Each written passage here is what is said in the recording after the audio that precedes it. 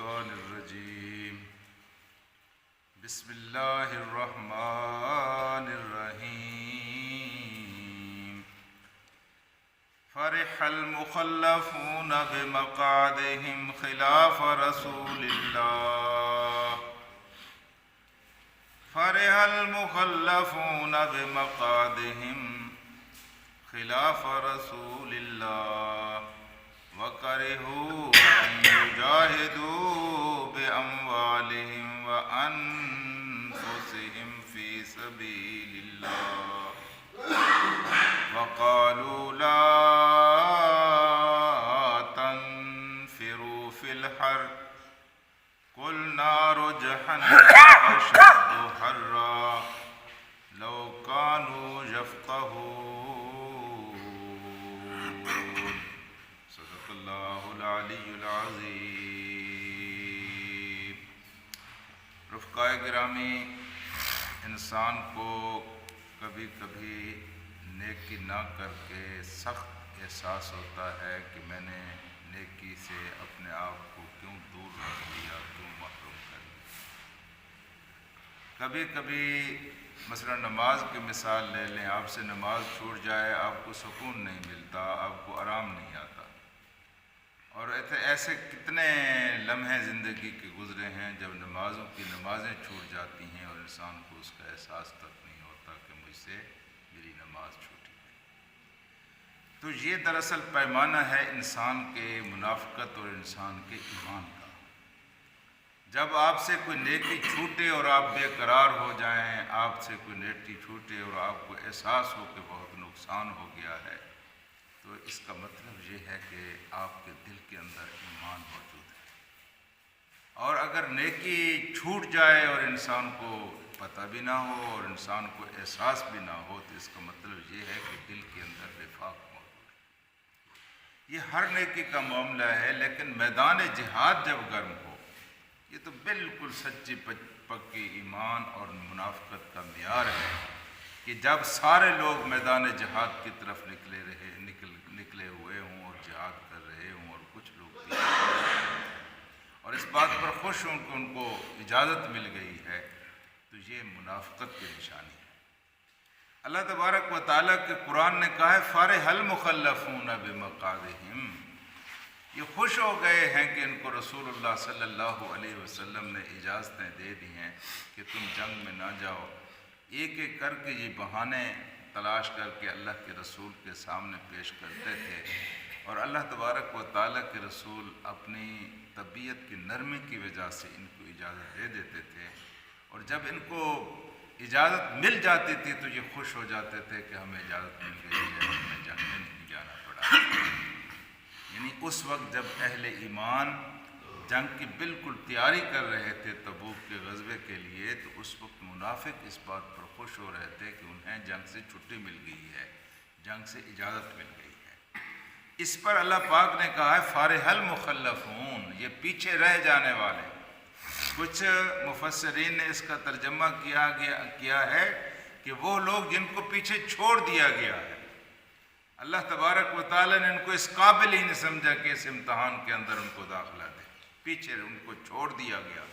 بھی خوش ہیں پیچھے چھوڑ دیے جانے والے بمقعدہم، اپنے بیٹھنے سے خوش ہیں کہ انہیں میدان جہاد میں بھاگنا نہیں پڑا، جنگ نہیں کرنی پڑی، بلکہ ان کو بیٹھنا نصیب ہو گیا ہے۔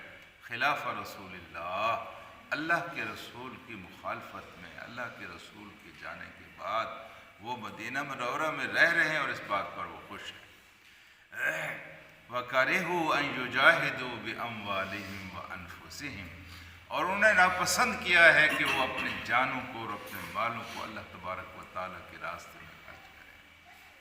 دو باتیں ان کا جرم فی سبیل اللہ، اللہ کے راستے میں۔ اللہ پاک نے فرمایا وَقَالُوا، ان سے کہہ دو لَا تَنْفِرُوا فِي الْحَرِّ، اب تم گرمی کا بہانہ بنا کر اہل ایمان کے ساتھ تبوک کے سفر پر روانہ نہیں ہوئے ہو۔ قُلْ لَا تَنْفِرُوا قَالُوا لَا تَنْفِرُوا فِي الْحَرِّ، اگر تم گرمی کا بہانہ بنا کر تبوک کے سفر پر روانہ نہیں ہوئے ہو اور دوسروں کو بھی کہتے پھر رہے ہو، دیکھو جی میں اللہ کے رسول کے پاس گیا ہوں اور انہوں نے مجھے اجازت دے دی ہے، آپ بھی چلے جاؤ، سخت گرمی کی وجہ سے اجازتیں مل رہی ہیں، رخصتیں مل رہی ہیں۔ وقالو، اور انہوں نے کہا لا تنفروا فی الحر، بھائی یار آپ بھی اجازت لے آئے نا، کیوں اپنے آپ کو مصیبت میں ڈالتے ہیں اور کیوں اپنے آپ کو مشقت میں ڈالتے ہیں؟ مجھے اجازت مل گئی، میں نے یہ بہانہ بنایا، آپ بھی یہ بہانہ بنا لیں، آپ کو اجازت مل گئی۔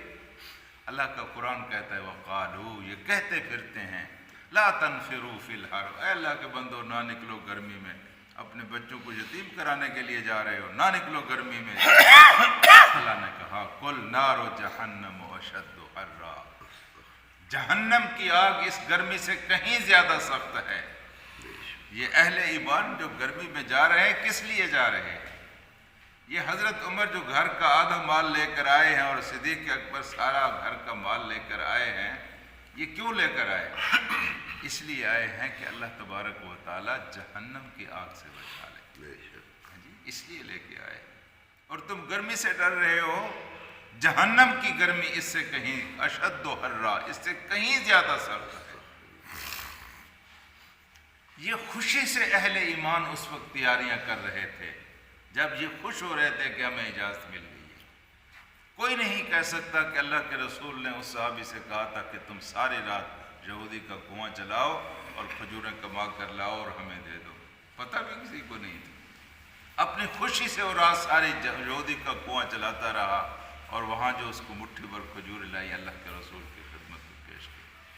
کہیں نہیں لکھا ہوا کہ اللہ کے رسول نے صدیق اکبر سے کہا کہ گھر کا سارا مال لے کے آؤ۔